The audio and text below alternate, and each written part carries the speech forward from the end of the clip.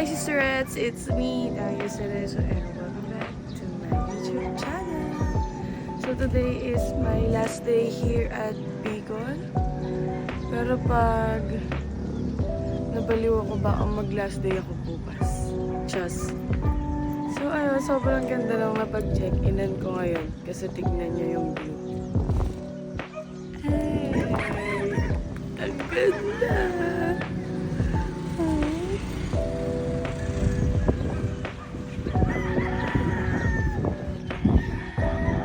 Actually, hindi ako nag-expect na makikita ko si Mayon kasi alam ko is may pumasok na bagyo. So, ayun. Inaasar ako ng mga katrabaho ko bago ako umalis kahapon sa kanila na hindi magpapakita yung Mayon kasi pangit daw yung ugali ko. Which is, yun kasi yung haka-haka nila na once na nagpakita daw yung Mayon sa'yo, busilak daw yung puso ko. Pag hindi, pangit yung ugali. Ayun. Ewan ko na lang, mabait pa pala ako na ito. Joke lang. Ayan. Huwag natin ibase sa mga haka-haka kung ano talaga yung tunay na ugali natin. Dahil in the first place, tayo lang rin naman yung makakilala kung sino talaga tayo. Even our relatives talaga. Hindi nila tayo tunay na kilala. Sarili lang talaga natin yung mga nakakilala talaga sa atin. So, ayun. Sa tagal ko dito sa Bicol, isa lang masasabi ko. Mas nakilala ko yung sarili ko nung mga oras na mag-isa. Yung mga me time ko. Napapasabi na lang ako na, ayun pala talaga ang isang natal. So, thank you Lord for this opportunity na experience ko mag long ride. Though ilang beses naman ako naglo-long ride, pero kasi iba yung ngayon. Halos ilang araw talaga. And sulit na sulit. As in, ay, ang dami sa Bicol. Grabe, back to normal na naman.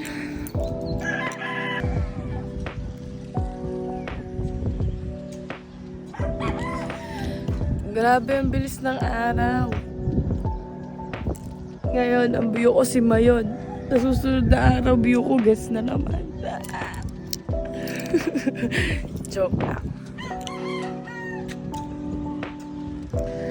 Muusok pa siya actually kagabi kasi nag-aalboroto na naman siya. Naglalabas na naman siya ng laba kagabi. Grabe, ang ganda. Sobrang ganda na saksiyan ko talaga. So, bawal magmayon skyline ngayon. Dapat pupuntahan ko. Yun yung number 1 sa itinerary ko. Well, actually, last year napuntahan ko naman na siya. Pero, gusto ko kasi siyang puntahan ulit. Mas maganda kasi dun sobrang lapit. Eh, kaso bawal ngayon. Ayun. Let's see kung saan tayo abutin ngayong araw. And sana hindi ako mabaliw kasi baka dumiretso pa akong sursugan pag nabaliw talaga ako. Kakapusin na kasi ako sa oras kaya hindi na ako magsusursugan. Babalik na lang ako next time. Siguro hindi ngayong taon, maybe next year. Yun, kasi baka ang plan ko kasi after ng Bicol na to, Mindanao. Kaso, sinabi ko baka ma-jinx. So baka matuloy ako sa Sorsogon. So, tingnan natin kung saan ako matutuloy. And, sobrang ganda dito. Parang ayokong umalis. Grabe. Ayun lang.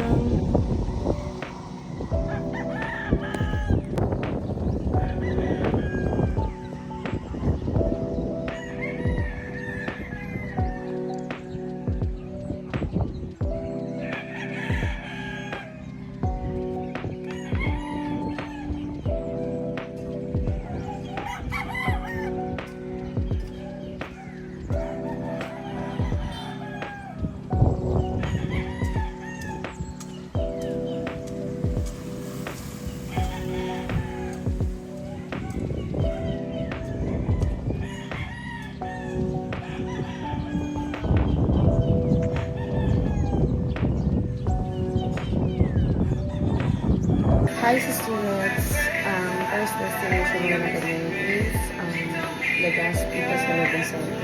Bili na ako ng maraming pasalubong kasi I decided na bukas na lang sa umaga umuwi. Let's go!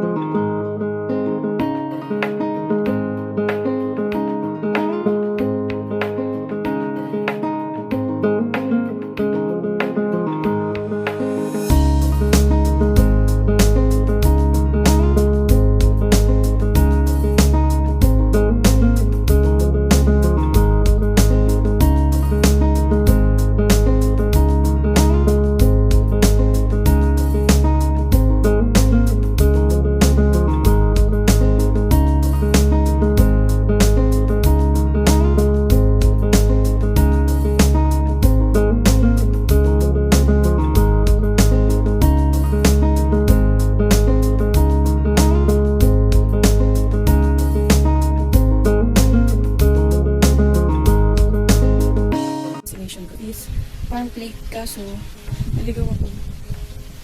Biglang madali kasi puntang Farm Lake. Kaya biglang umulan. Ayun, napadiretso ko talaga mag-right side ako. Mag-turn right ako, biglang napadiretso dito. So, actually, meron tong kwento. Hindi ko kasi mahanap to nung pinag-aaralan ko siya sa maps. Nung wala pa ako sa Bicol. Hindi ko siya mahanap sa maps. Tapos iba yung tinuturo. So, grabe. Grabe talaga si Lord. Ayun. So, I'm here at Highland Park. Ang entrance niya is 60 pesos. Tapos, mayroon akong nakita dito sa TikTok na siya, parang medyo nagdadrive ka ng parang maliit na ano tawag? Basta maliit siya, tapos sasakay ka pababa. Last day lang. Medyo mabilis parang nagdadrive ng nakalimutan ko sa area. Basta yun ang ganda. Ang cutie.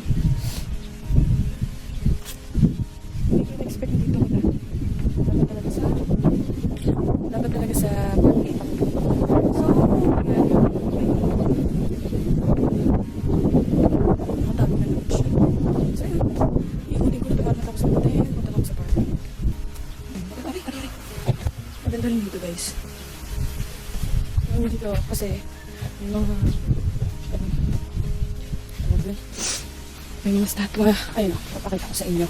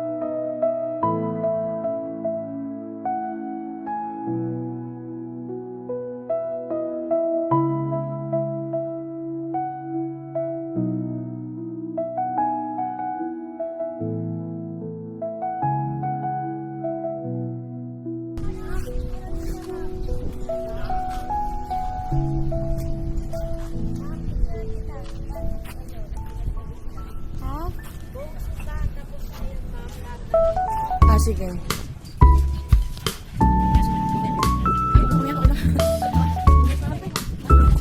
Ah, sige. Uy, kahit ano.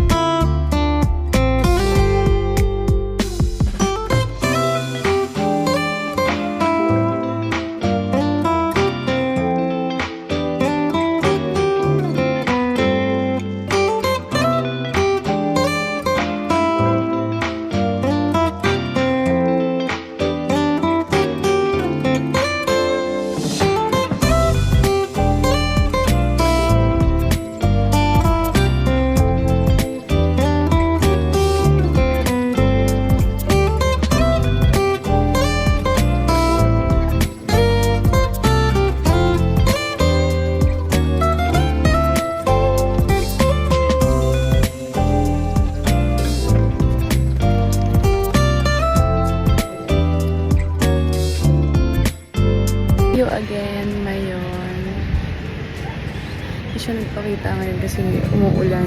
So, see you again. Maybe not this year, maybe next year.